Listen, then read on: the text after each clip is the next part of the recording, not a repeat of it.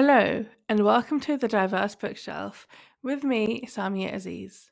On this show, I interview incredible authors doing a deep dive into important themes and issues while talking all things books. On this week's episode, I'm talking to the incredible Dana Dajani, a Palestinian spoken word artist, singer, actress, and activist.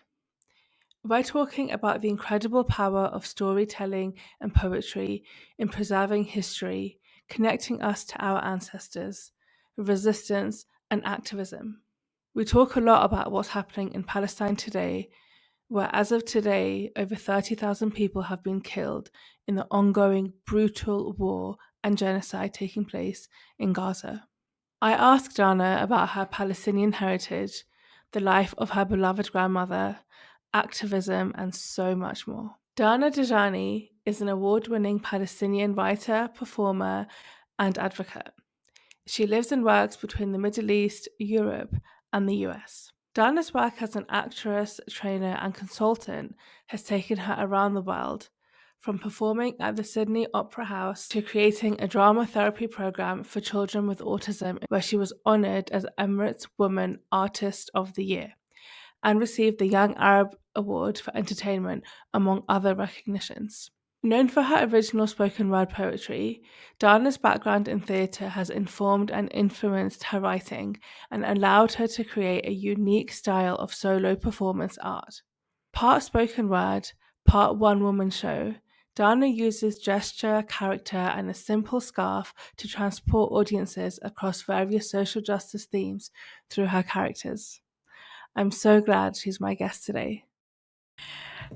Dana, Assalamu alaikum. Welcome to the Diverse Bookshelf podcast. Thank you so much for joining me. It is so lovely to have you on the show today. Thank you for inviting me, Sammy. It's a pleasure to be with you. I am a huge fan of the work that you do. You are an insanely talented poet, artist. Also, you sing, like you have a really very harmonious voice, mashallah. But I want to hear a little bit about what's your creative journey been like? How did you get to this point where this is what you do a lot of the time? You are a poet. Yeah, what's it been like for you? I have to tell you that my journey all began with reading. As a child, I loved to read. I loved to read out loud. That lent itself naturally to being like the narrator in the school play. I fell in Yeah. love with theater. My parents said, "Don't think that's something you could do with your life." And I said, so we had this debate, and when I went to school, I was going to study English and business. That's what my parents wanted me to study. And I was really interested in theater. So eventually I transitioned to studying theater, much against my parents' wishes. And we did separate from each other for some time. I said, if I had two lives to live, I would live one for you and one for myself. But I really know that this is where my calling lies. So I have to give that to myself. And in the end, they acquiesced, they accepted, they supported me in that. And it was years later that I brought my passion of poetry into my passion of theater, because after graduation, I studied in the States and I moved to Dubai. In Dubai, there wasn't really a theater community that was very mature or established. But there was quite a nuanced poetry scene. There were many different poetry collectives and different gatherings. There was poeticians, and then there was Book Munch, and then there was Dubai Poetry Slam, and Rooftop Rhythms. So there were many different collectives, many different spaces to share poetry. And so I brought theater into the space of poetry just to give each piece its own persona, its own character, its own language, really differentiate the themes that I'm working with by pulling them into different characters and contexts. And so yeah, that's how it all started, from reading to reading out loud and performing, to realizing that I wanted to perform my own pieces, that the scripts that were coming at me as a young actress were quite misogynistic, were quite Islamophobic, were really not telling the stories that I wanted to tell or that I even wanted to be associated with telling. So to say, all right, I'm going to slip into this lane of poetry where I get to create these vignettes, these like monologues, where I can showcase in different scenes so many different things and bring to the table the stories that really interest me.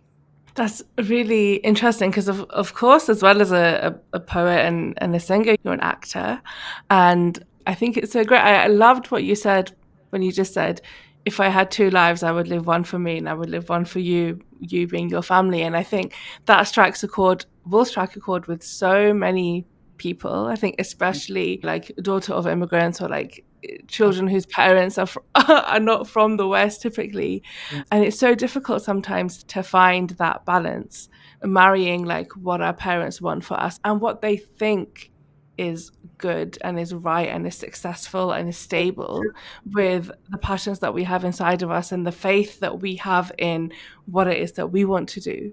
Because a lot of it is about taking a leap of faith. Like you went to Dubai and there wasn't a theatre scene there at all, and it could have completely just fell apart, and you would have had an awkward conversation with your parents, would have been along the lines of, we told you. What's interesting is that we're talking about 15 years ago when the role of content creator didn't exist in society. Mm, We're pre absolutely. social media wave. Yeah, there was just a few people on YouTube making a little bit of content, but it wasn't as in our homes as it is Yeah, today, where everyone is a content creator in some way, shape, or form. And that's not exactly. only accepted, but it's expected in some ways. And it's really Yeah. appreciated to see, what is it that you have to offer the world? What's your message? What do you have to say? Get online and say it, be heard. At that point in time, it was like, oh, there's no honor and respect for our daughter to be an actress. Like, actress, what are you going to act in Hollywood movies? And it's true that the concern is legit, because I looked at Hollywood movies and said, no, that's not the story that I want to tell. And I made a manifesto for myself as an artist of what are my values, what are my conditions, so I could know when a script came to me, is this in line with my values? If so, Mm, great. If not interested. So that mm, there can be no blurry lines, you know what I mean? mm. No room for me to then turn into something that I'm not. Yeah, absolutely. It's really interesting because theatre, I'm in the UK, like for so long, theatre has been this very upper class, white centric entertainment activity Yeah. put on by white people for white people. And I'd say, like, over the last maybe 5 to 10 years, there is a shift and it's changing. Like, theatre companies are doing more to try and be more accessible. Going to the theatre in the UK is still quite an expensive activity. You're looking at a minimum of £25 a ticket, Yeah. which is that's a lot of money to be spending. If that's just one person, and that's like a very cheap seat. Oh, You're that's not looking even West End productions. exactly upwards of like £70, £100, £200. Like it's very expensive, and I don't know if that will ever really change. But I found it interesting to see like the change in casting, just the difference in people going, but also maybe not mainstream, like what you'd call it, theatre, but there are a lot of creative companies now that are putting on some plays written by people like me and you for people like me, like very inclusive and different and wholesome, Mhm. and just telling stories that are more relatable and are more interesting and are better representation than what we see in Hollywood, or more nuanced representation, I think, because we are not the Muslim community or like people of color, like the Black community, South Asians, or Arabs. Like, no one group is a monolith. Yeah. So we would never look to one piece of art as this is ideal representation. Like, we understand that there is a singular story being told. But Mhm. I think what we look for is the nuance within which it is being told and the underlying messages that are being promoted with that. Because obviously, like, some people have a whole host of experiences with regards to their cultural identity and their faith, positive and negative, and usually a mix of the two. Mhm. And I think it's fine to celebrate that and to talk about that, because I also don't think we should put a veil over the things from our own communities that are bad. And I think the same way about the white community in the UK. We shouldn't hide away from the fact that they are not perfect. We should be holding them to account. A little bit more about the theatre scene in the Middle East. So I recently read a few months ago, and I've had her on the show as well, British Palestinian author Isabella Hamad, Mhm. whose latest book, Enter Ghost, Mhm. is about a group of actors in the West Bank who put on a play and they put on Hamlet. And it's based all around that. I don't know if you read it, but I really enjoyed it because it wasn't what I expected. And I thought it was very interesting to have a sort of take on how these people were relating to Shakespeare. And you don't immediately make the connection, which is why theatre is still, it seems so out of reach for so many people. I loved it. I loved the commentary on theatre. And Isabella was talking about how there's a real threat that the Israeli forces or whatever, they really see theatre production as a threat. They want to shut it down. They want to control it because there is a real power within that.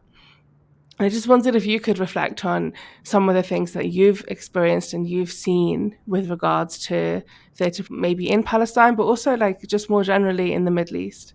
I haven't read Isabella's book, but I did get to hear her speak about it at the Palestine Rights Festival in Philadelphia last September. So I'm familiar with the concept of the book. And yeah, we talk about the Freedom Theater in Jenin in Palestine. Juliana Mer Khamis was targeted and assassinated, and we've seen a lot of the Hakawati theater group in Jerusalem also. They did a monodrama festival, I believe, maybe 5 or 6 years ago. This was also targeted by the Israeli forces and shut down. Theater is it is of the people, by the people, for the people. And in a certain time, perhaps in the UK, yeah, it's of the white population, for the white population, by the white population. And as the country has continued to become more and more diversified, it is an inevitable outcome that the voices represented on the stage of this art form for the people and by the people would also become just as nuanced and just as diverse. I lived in Chicago, where I found that I was performing some theater about the Middle East, but none of the pieces were written by Arabs. And this is one of the reasons that I decided to move back to the region after I graduated, is because I felt we in the region tend to export all of our talent. We export our human capital, and we say it's because it doesn't exist at home. But of course, it never will, as long as all of our talent lives abroad. So to come home and to invest my time into nurturing Arab voices and also being part of the budding, at the time it was 2011 in Dubai, if there wasn't a budding theater community, there was a bit more in terms of film.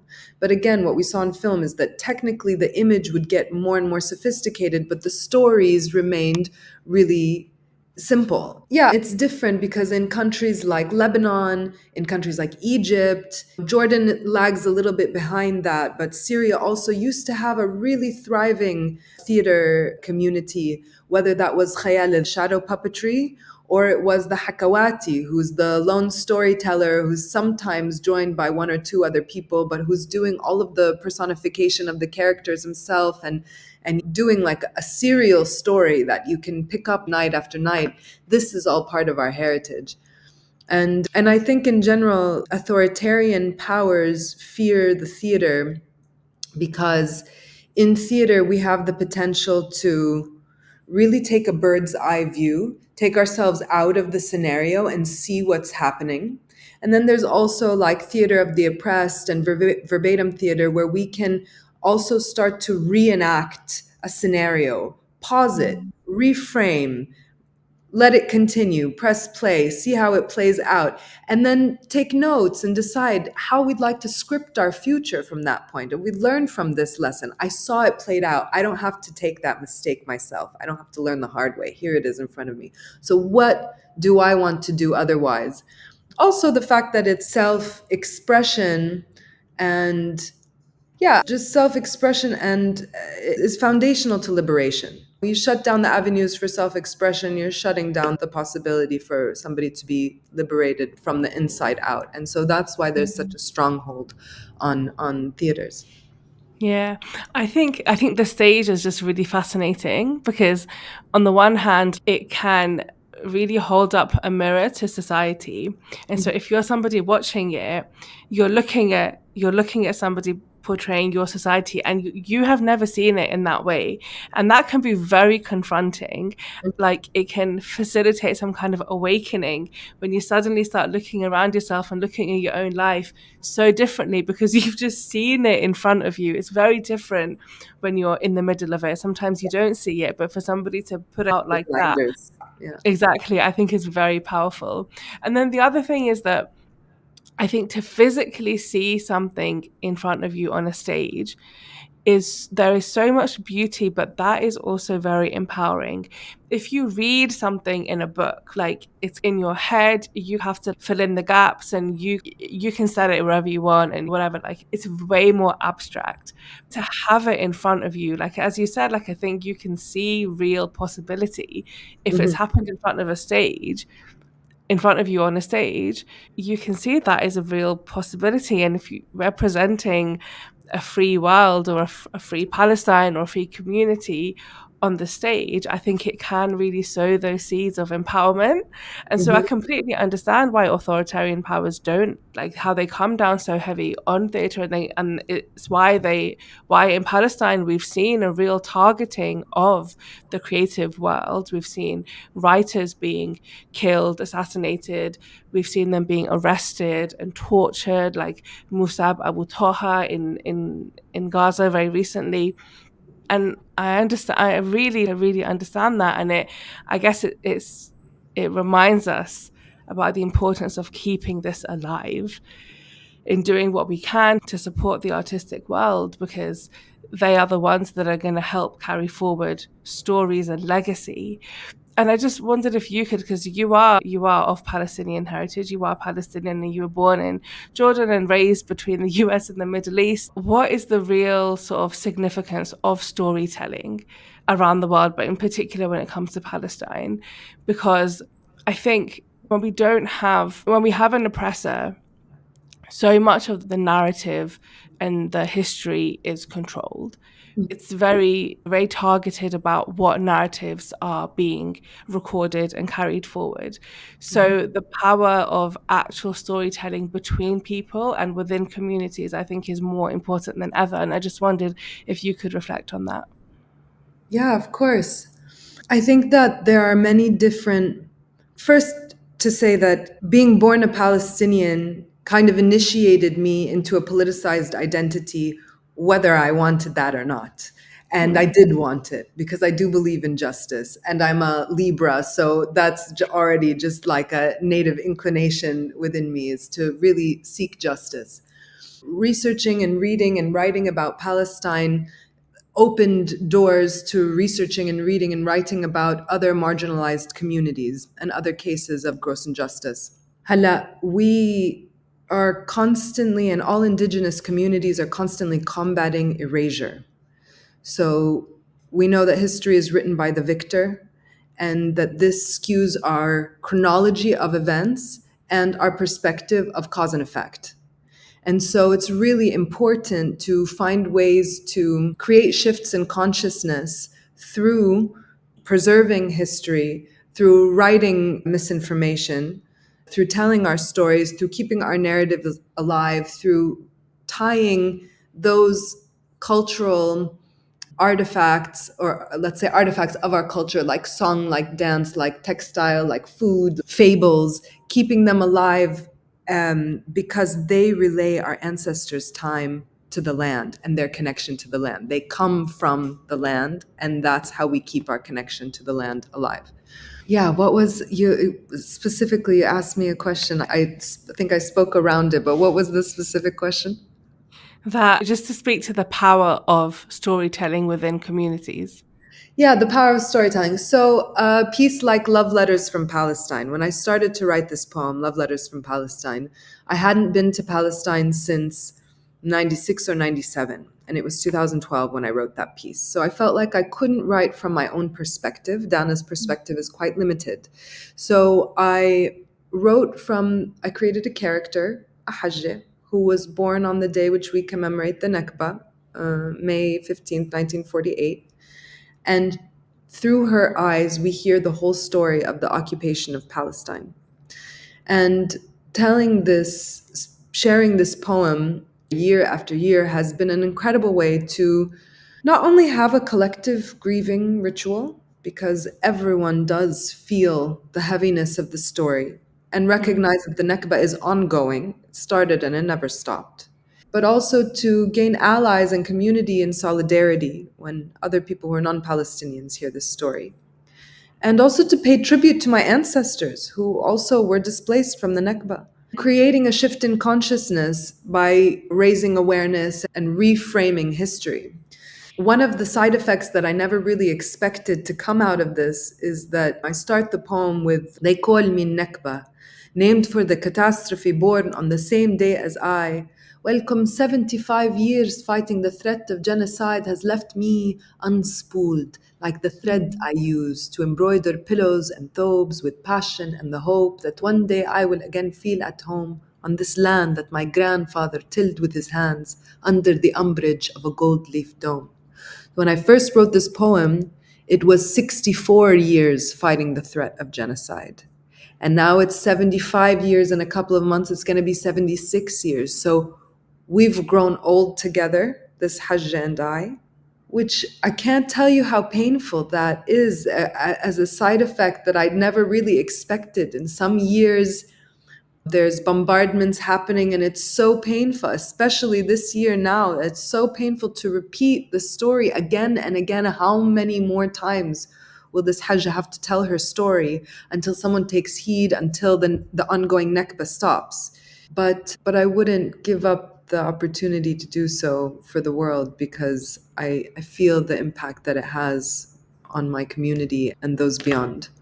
Yeah, absolutely. Absolutely. A really, really beautiful poem. Thank you so much for sharing that here, but also your determination to continue sharing Hajra story every year, because it's a reminder that this is not ended. And actually, I believe so strongly in the fact that all freedom struggles are intertwined, Yeah, and until we are all free, none of us are free. Like I still, I don't believe that anybody can be free in a world where the current genocide in Gaza, where over 30,000 people have been reportedly killed. The actual figure will be probably more than 40,000, yeah, and children are being absolutely decimated, and people are starving, and women are having to give birth and have emergency C-sections without anesthetic. yeah, Any of us feel as though we can be free in a world where that is happening.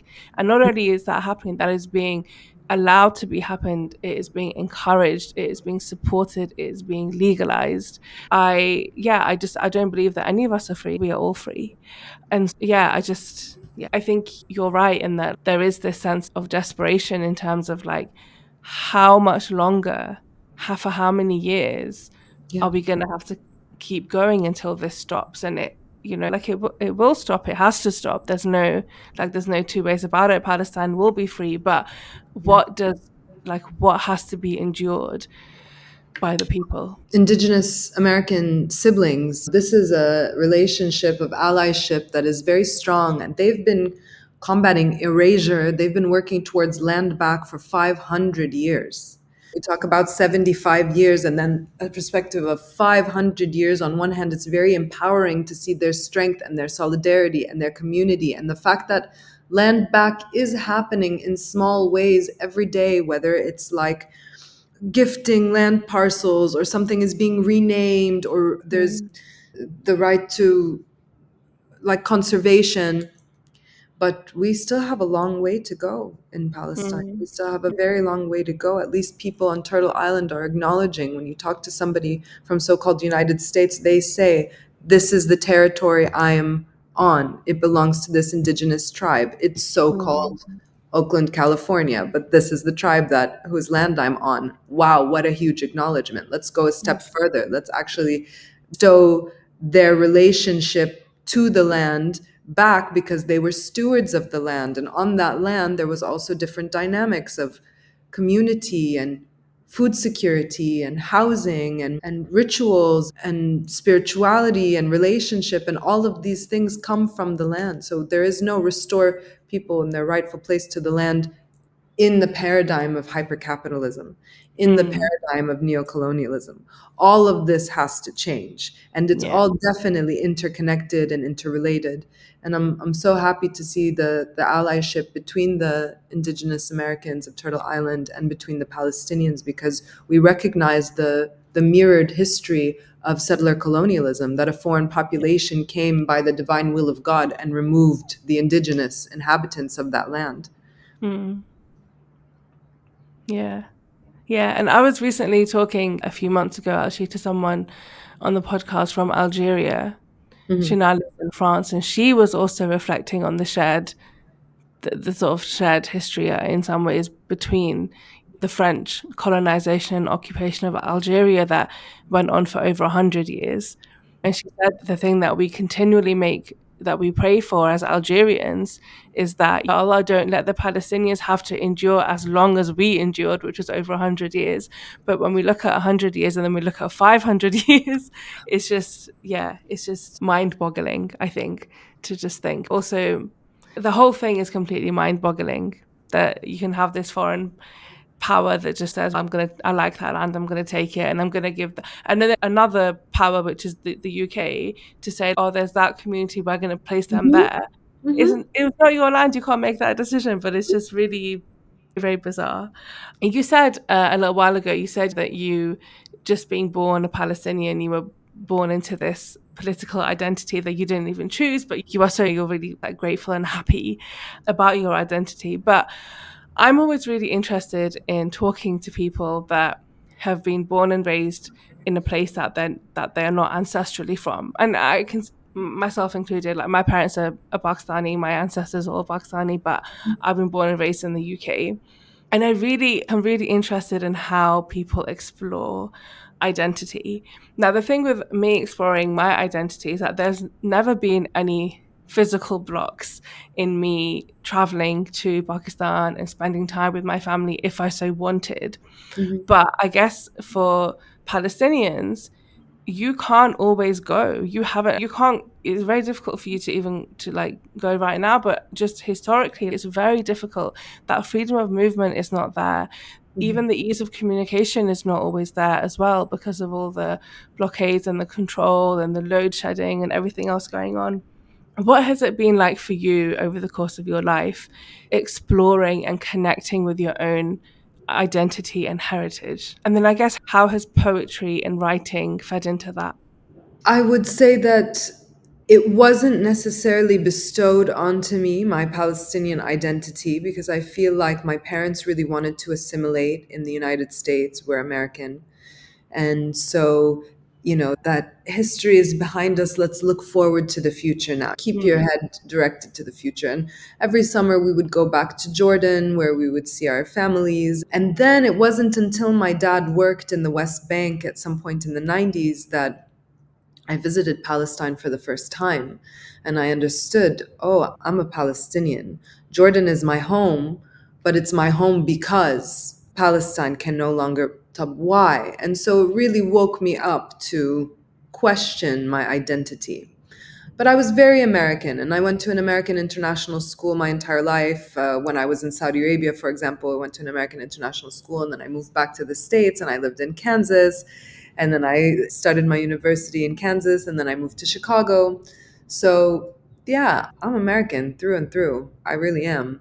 And at some point, I remember being at an event in Chicago, and somebody asked me where I'm from, and I said, oh, I'm Jordanian. He said, what's your name? I said, Dana Dajani. He said, Dajani are one of the biggest Palestinian families. You are Palestinian, and you need to know who you are. And I just thought, I don't know anything about the Dajanis. So it was really a big influence on my decision to leave the United States, to move back to the Middle East, to dive deeper into the question of who am I and where does my lineage lead me back to. mm, And in 2013, I got to go to Palestine again with a group from the UAE. We planted 1,000 trees in an area called El Khadr on Land Day, which is coming up. It's the end of March. And unfortunately, the trees were uprooted and burned by some settlers and some people from the Israeli forces. But on the trip, this was a few days after we planted it. On the trip, we also got to really tour Palestine. And going in was quite scary because I was held for questioning for 4 hours. Who are you? Who's your father? Who's your grandfather? Who's your great grandfather? That's what I'm here to find out. I knew, of course, but you really have to. I can't tell you the level of fear and adrenaline that was in my body during these interrogations. It's very terrifying. And of course, I had read Rachel Corrie's diary. There's a published version of her diary and the letters that she sent to her parents. Rachel Corrie was an American who was working in Palestine and stood between a bulldozer and a Palestinian home and was crushed in the process. And she's always been a real source of inspiration to me. And I had read her diary before going to Palestine. So I was terrified. And they really monopolize on that fear because they don't want people to come. So they don't want people to have a relationship to their land, to their ancestry, any ties to the land. But I got through. We spent 2, 3 weeks in Palestine. I filmed the film version of Love Letters from Palestine there. And after that year, a film that I made, a web film, it was called The Real Truth About the West Bank. And it was made in response to some propaganda videos made by Dana Dajani, the Minister of Foreign Affairs. And the video went viral. This is 2013, and it got 500,000 views. And we had taken over a video made by Danny Ayalon, and so he made a response, and he takes over our video the way we take over his video. So I appear in his video. And all of a sudden, I became the target. So much trolling online by Israelis and by Jewish Americans who sent me death threats to every one of my social media platforms, every one of my emails, who sent me constant harassment. And I tell you, that a long way in encouraging my self-censorship. I was targeted. I wasn't expecting that kind of response. That people wrote articles about me, trying to deface my reputation. It was terrifying, and it took me really years to gain the courage to speak out again, because when you're targeted in that way, you just feel like, oh, nothing is safe. And if I'm posting about the shows that I'm doing, then everyone knows where I am. Maybe I shouldn't post anymore about the shows I'm doing. And it was like a real impulse to just pull into myself and to not be exposed. And again, they benefit from this. So it's in their favor to make people feel threatened and scared and quiet. And because self-censorship is the easiest kind of censorship to do. Absolutely. And you very recently you lost your grandmother. May Allah raise her in the ranks of Jannah. And you write on social media about having taken the time to really get to know her and get to know where she's from and her life. And I wondered if you could share a little bit about that activity, but that experience in getting to know your grandmother, because I think that is so beautiful, and I feel like you're so fortunate in being able to do that, because so many of us, I don't have any living grandparents anymore, and now that I'm at the age that I know what questions I want to ask, I have no one to ask them. And I just wondered if you could reflect on that was like, and then also, I guess, then what losing her has meant, and the grief associated with that, and what that means to you. Yeah, sure. Watching my maternal grandfather at the end of his life, how his memory went from being able to tell a story in 10 details to telling the story in 6 details, to telling the story in 4 details, to repeating the same 2 details. I watched his capacity and his memory decline, and I thought, with my paternal grandmother, I really need to start recording her stories ASAP, because my mother's father was much older. He passed at the age of 102, but my dad's mom was, in her 80s, and I thought, I'm going to start now. So I started recording her stories and asking her about her time in Palestine and asking her how they left Palestine. And over the course of a couple of years, I wrote them down as stories. I thought maybe I'll publish them into a book or make a monologue out of them or something. And every now and then she'd say, like, we have this on video. And I'd ask her, what does that mean, we have it on video? She said, well, we have a video. I said, video didn't come about till the 80s, Teta. What do you mean you have it on video? She said, film. We have it on film. How do you have it on film? In 1971, they bought a camera, a 16 millimeter camera, I believe, and they filmed their travels. So, just to preface, before the 70s, they were in Palestine. My grandmother left in 48 to Lebanon, came back in the 50s, married my grandfather in the 60s.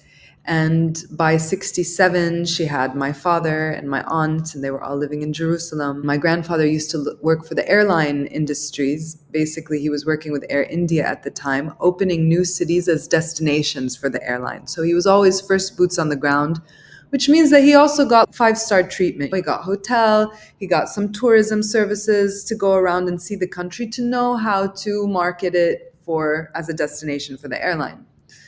So after she had my dad and my aunt, my grandfather asked her what she wanted to do with her time. She said, I'll travel with you, I'll buy dresses, and I'll sell them in Jerusalem. So she opened a store called Petit Paris.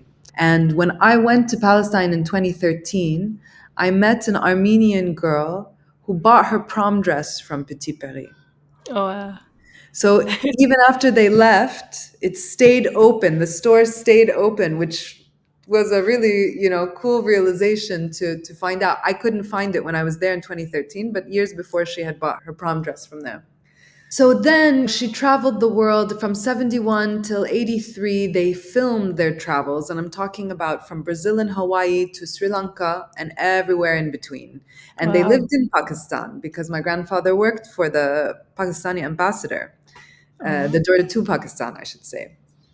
And yeah, they lived, Teta calls them, she calls that time of their life when they were living like the poor millionaires, because it was this jet set lifestyle as Palestinian refugees. So first came the stories, then came the videos and the photos, and then came the dresses. A few years ago, she gave me suitcases of hundreds of dresses from around the world. I'm talking about Spanish, Filipino. And then there's also obviously designers from Paris and from London, Hong Kong, and those kind of cities. So this irf, Ken's, it's like a treasure of all of these dresses, which we don't make fashion items with the same level to detail as they used to be made. So you find like really interesting stitches to hide the button and seams, and they're really beautifully made. So in 2019, I was the artist in residence at the Liverpool Arab Arts Festival, which is an amazing annual festival to celebrate Arab arts in the UK. They invited me to present a version of the show that I wanted to make about their life.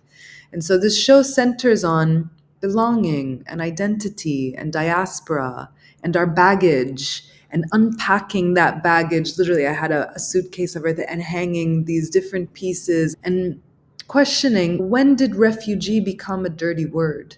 Because Mm. here they were with permission to travel the world and really live this alternative refugee narrative by virtue of Jidda's work. But when did the world decide that refugees are less than, they will not be allowed to come in? We'll look at them as an infestation, and at all costs, we will try and keep our doors closed to those who, maybe because they are in need, because they have been displaced or being persecuted, as opposed to immigrating for economic opportunities. I presented this work, and now there is a new iteration.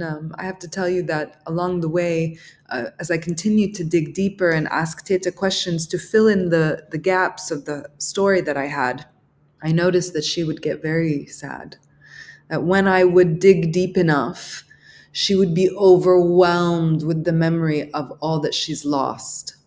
Overwhelmed. And it would take her down into a dark hole of sadness. And so I had to stop digging because I recognized that this is painful for her. And whereas I had the intention to transmute that, it wasn't really within her capacity. She was struck by so much longing for all that she had lost, that when she remembered it, really broke her heart. Mm. I stopped asking. Another element that I have to share is that I was filming her, and She was always the protagonist of these reels that my grandfather shot, the film, and she was always dressed to the nines and beautiful. And I watched her also struggle with accepting her age and her mortality, of not wanting to be on the camera, wanting to be remembered how she was, not wanting anyone to see her this way, even not wanting some people to see her that way of, oh, I'm in a bikini or I'm in a dress or don't show that to anyone. Yeah, with respect, I'm not going to show anyone anything that you don't want me to show. But it was her own sense of self-preservation that really I had to respect in that time. And so, honestly, I feel you when you say I have questions that I can't ask. Of that, there are many questions that I didn't get to ask her.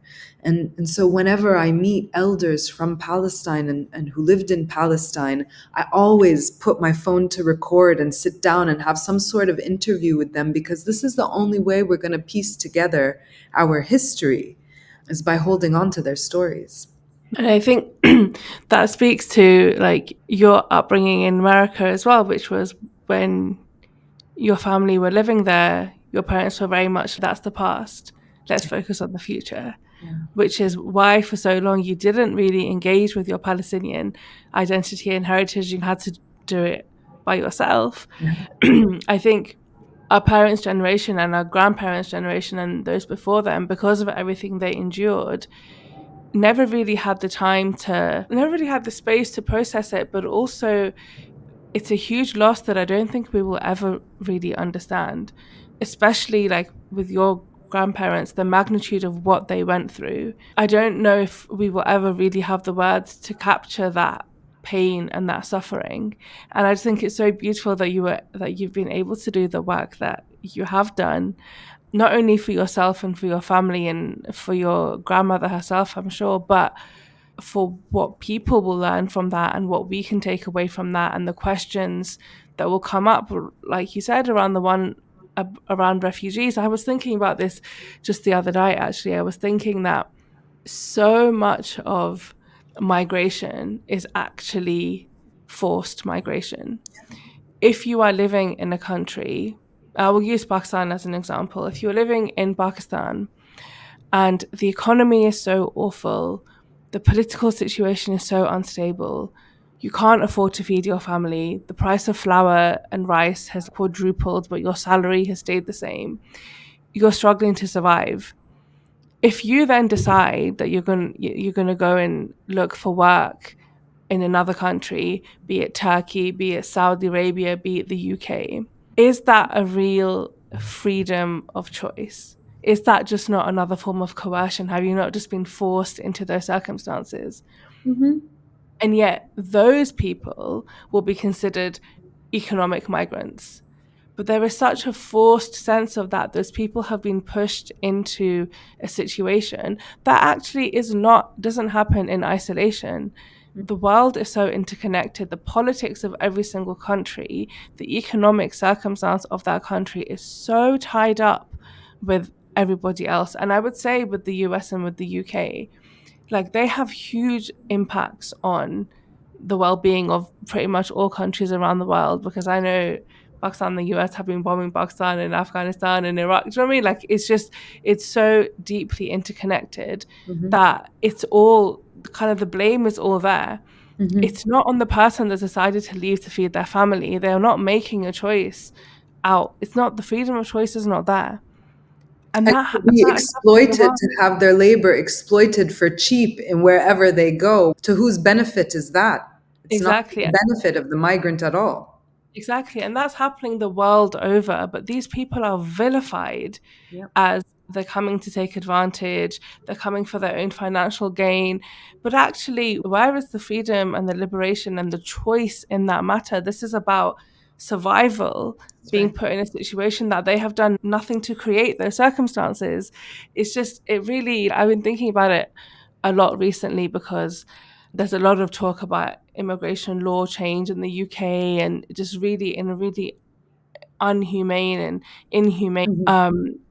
and it it just really, it really saddens me the way that borders are controlled at the moment. But not just that, in the way that some lives seem to matter more than others.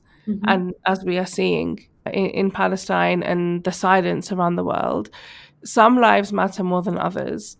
And some lives are like they're less than, they're insignificant, they're less than human. I think that's what it comes down to, is that there's human rights, but then these people don't fall under that because they're not seen as human. And it just, yeah, it's really very sad. Let's look at Ethiopia. How much Mm. coverage Ethiopia got in the last 3 years? Sudan is Palestine versus Ukraine. Like a sliding scale of skin tone. That's the coverage, that's the concern, that's the, oh my God, the atrocity versus, yeah, what else do they do there? Mm. They're always killing each other. It's always at war. No, it's not always at war. And the reason that people are killing each other is because there are factions that are funded to be divisive, that go in and rape and pillage so that somebody else can come in and have the contract to build. That's not just what we do here Mm. in this part of the world. So I feel like the way that Western narratives have dominated global media is coming to an end. Now we see that it was all a facade, fueled and backed up by Hollywood, by the way, which I can go off on this, but the way that Hollywood constantly depicts the white savior in every context, way, shape, and form, the white savior who just happens to be like an American GI. He sounds like a GI, he looks like a GI, he has his patches and he has his camo and he has his, yeah, this white savior that's coming to save the day. And also the myth of the superhero. It's so empowering, the idea that somebody blessed with supernatural powers is going to come and save the day. And by the way, in the process of good combating evil, there's going to be a lot of collateral damage. The city is Mm. going to burn, but it's okay because good is fighting evil. And in the end, good, who happens to be white American, is going to prevail. You know what I Mm. mean? It's such a, but it's drilled in our head time after time that now everyone's, who is the superhero that's going to come and we're just so used to that being the American power that's going to come and bring democracy. And now we can see this has been a lot of wrong kind of theater. It's a facade, it's a lie, Yeah. it's an Yeah. illusion. And so this is being deconstructed. And as a matter of fact, we have the brown savior when South Africa suing at the Yes. ICC and the ICJ. We're going to save each other because our liberation is interconnected and interdependent, and it's not going to come from one higher power. Absolutely. I think that is the best way to describe things at the moment, in that so many veils have been lifted, I think, for so many people. I don't think like everybody was in this trap before anyway. I think there was growing criticism and consciousness about different things for sure. But I think on the scale that it is, I think I just remember in maybe like November, I was feeling as though for so long we've known that the media is controlled by the Zionist narrative. It's all interconnected. We've known, but it at least felt like they were trying to hide it or they were trying to downplay it. But I feel like over the last few months, it's just been so blatant. And I don't know, I think some of it has been on purpose, but some of it has just, they've just been exposing themselves. But it's just that there isn't, there's no, you can't look at the British powers or the American powers and see anything other than them being genocide enablers. Like you just cannot see it. Whereas like before you can see, okay, they're doing this like middle road. You can see that there's at least an attempt to appear to be understanding of the situation. And now in the UK, because the election will be happening at some point this year, most likely the general election, there is like a scrambling of the Mhm. Labour Party, especially, who are trying to now, oh, we're not genocide enablers, oh, we're calling for a ceasefire, da, da, da. And it is comical. It is actually comical. And I'm very much worried about the state of British politics. I don't know what's going to happen in the next election, but it is comical, but also very disenfranchising to see that as well, Mhm. because now you're like, the one vote I have in determining who sits in power is my vote at the election, but who on earth do I vote for, because you're all the same. But I find it so interesting how everything seems to be out in the open now. And I think social media plays a Yeah. huge role in that, because nothing is missed. So many small details that would otherwise have been missed Yes. are picked up on and shared. And I think it's such a brilliant time to be alive, to be able to witness that kind of stuff, because we know that we've been told constantly that part of a democratic system is to have a free press. We do not have a free press. That's There right. is no free press. Not in the UK, certainly not in the US, and I think the US is even worse in Mhm. terms of its media than the UK. That's right. But it's really an important thing to reflect on. Mhm. But also, I think, to celebrate the alternative media, the social media activists, Palestinian and non-Palestinian, who are doing the work that needs to be done right now. This isn't not even like a choice. This is what we have to do. This is what these times are asking of us to do. And actually, I feel guilty myself that I'm not doing enough to raise my voice about what's happening in Sudan, in the Congo. And I think that also speaks to the fact that, which is what you said, which is the coverage is so minimal right now. And I really hope that we see a change in that as well moving forward, because that situation is absolutely terrible also.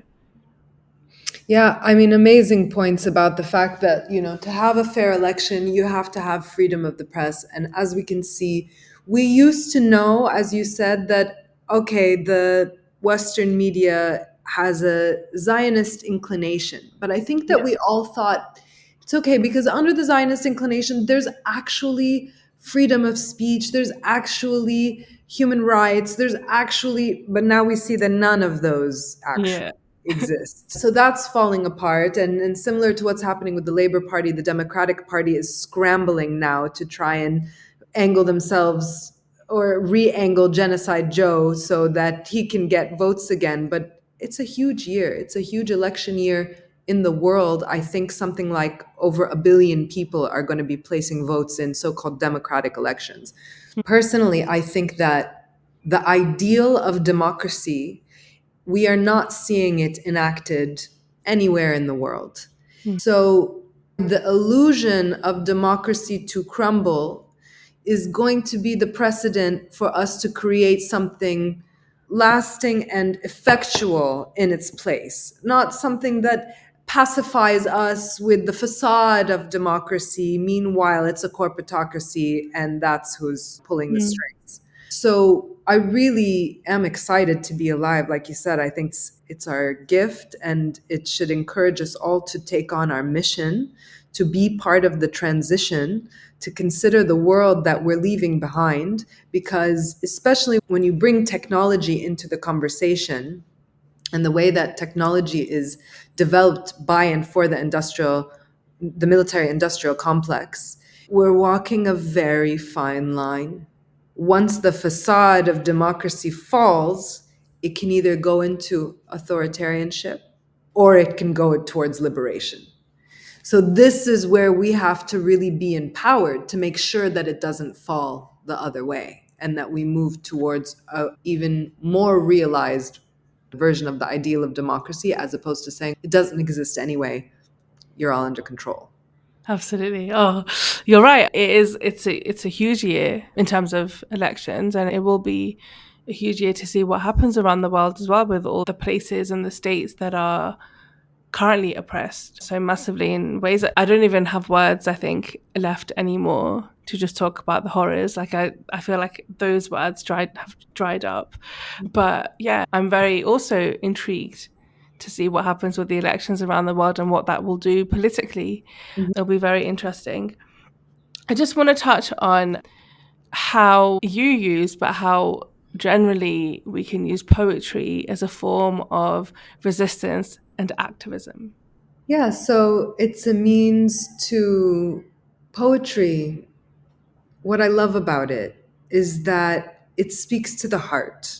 If we're talking from our intellects, we can put these ideas up against each other and really stay there head to head. But head to head even gives you the connotation of opposing forces, whereas heart to heart gives the connotation of collective, communal, collaborative forces. What I love Mm. about poetry is that it is a transmission from the heart to the heart. And we get beyond those ideas that you stand by. And if I can make you feel with me, that's the root of empathy, which leads to compassion, which leads to connection, which that's Mm. the path.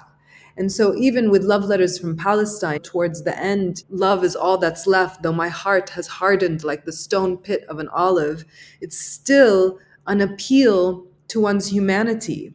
And although we can think that we're so intellectual and we're so smart, we understand and we know, the real wisdom is in the heart. It's not in the Mm. mind. The mind can play so many tricks on us. I've got running behind right now. The AI agrees. Wisdom is in the That heart. was a celebration of what you just said. Yeah, so poetry is finding what does your heart have to say? Really finding what it is, what's the message that your heart has, and sharing that with the rest of the world. And when we can speak to each other heart to heart, we're going to start to realize that there is so much more that connects us, that unites us, than there are things that differentiate us. And if we can stand in our power united, we will be unstoppable. That is so beautiful and so powerful. My final question actually is reflecting on something that you said fairly recently. You said, women are poetry and poetry is women. Now, I am fascinated. What do you mean? What do you mean by women are poetry and poetry is women? The feminine emotive, is receptive, is fluid, is illogical, not in a bad way, illogical. It's even beyond logic, again, coming out of the head and into the heart. So these are all feminine inheritance. And yeah, and it's not to say that men can't write poetry. No, of course men can write poetry, but yeah, I really feel like poetry is women in the all of the things that my friends create, sometimes in the way that they just hold their child or deal with their elder or make a meal or beautify their home. I feel like there's poetry in every action, and there's a desire for beauty and a desire for wholeness and a desire for balance. And we find all of those also in poetry. Poetry Mm. celebrates the beautiful. There's balance in the rhythm. It's complete even if it's fragmented. Oh yeah, that's what I meant by the fact that poetry is women and women are poetry. That is so beautiful. And yeah, I also agree. I think there is a lot of poetry in just the lives of women, in what we do, in the capacity we hold, the way we love, the way we nurture. And again, that doesn't mean that men are not poetic and men cannot write, because these are the things within us that I think also exist within men, but it's what I think overpowers. I think for women, it overpowers, it is everything. But yeah, and Dana, it has been such a privilege speaking to you today. I'm Likewise. feeling so like warm and inspired, and thank you so much for your time today. Thank you. I really appreciated the conversation and look forward to connecting further, Samia. Thank you. If you enjoyed this episode, please follow the Diverse Bookshelf on your podcast platform of choice. I'd really appreciate it if you could rate and leave a review, as it helps more people find the show. I'd love to hear from you, so come connect with me on social media.